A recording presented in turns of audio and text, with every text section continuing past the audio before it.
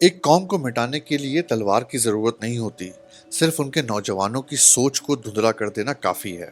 اس کائنات کا ایک اصول ہے، ہر چیز اپنی بنیاد پر کھڑی ہوتی ہے۔ اگر درخت کی جھاڑ کاٹ دی جائے تو پھل کبھی نہیں پکتے۔ آج ہم ایک ایسے ہی خاموش حملے کے درمیان جی رہے ہیں، ایک ایسا حملہ جو سرحدوں پہ نہیں بلکہ ہمارے ذہنوں کے اندر ہو رہا ہے۔ لینن نے کہا تھا، اگر کسی قوم کو تباہ کرنا ہے تو اس کی نئی نسل کی سوچ کو تباہ کر دو۔ ہم ایک ایسے دور میں ہیں جہاں معلومات کا سیلاب ہے لیکن حکمت کی پیاس ہے۔ ہماری نئی نسل آج اسکرین کی رنگینیوں میں قید ہے، ان کی توجہ بکھری ہوئی ہے اور ان کے خواب سستے مشغلوں کی نظر ہو رہے ہیں۔ جب ایک نوجوان سوال کرنا چھوڑ دیتا ہے، جب وہ صرف وہی دیکھتا ہے جو اسے دکھایا جاتا ہے، تو وہ اپنی تخلیقی قوت کھو دیتا ہے۔ یہ لڑائی کسی دشمن کے خلاف نہیں بلکہ اس بے مقصد زندگی کے خلاف ہے جو ہم پر تھوپی جا رہی ہے۔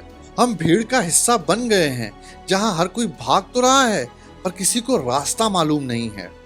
لیکن رکیے، فطرت ہمیں سکھاتی ہے کہ اندھیرے کی کوکھ سے ہی اجالا جنم لیتا ہے۔ اصلی تباہی تب نہیں ہوتی جب راستے بند ہو جائیں، بلکہ تب ہوتی ہے جب سوچنے کی صلاحیت مر جائے۔ ہمیں سمجھنا ہوگا کہ ہمارا ذہن ایک زرخیز زمین ہے، اگر ہم اس میں خود بیج نہیں بوئیں گے تو کوئی اور اس پر کانٹے دار جھاڑیاں اگا دے گا۔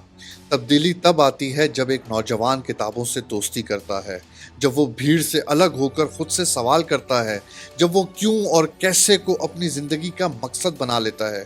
اصلی آزادی ہتھیاروں میں نہیں بلکہ ایک بیدار ذہن میں ہے۔ قومیں نقشوں سے نہیں بلکہ نظریوں سے بنتی ہیں۔ اگر ہم نے آج اپنی سوچ کی حفاظت نہ کی تو کل ہمارا وجود صرف تاریخ کی کتابوں میں ایک سبق بن کر رہ جائے گا۔ اپنی فکر کو آزاد کیجیے، کیونکہ ایک سچی سوچ ہی وہ چراغ ہے جو پوری قوم کا راستہ روشن کر سکتی ہے۔ شکریہ۔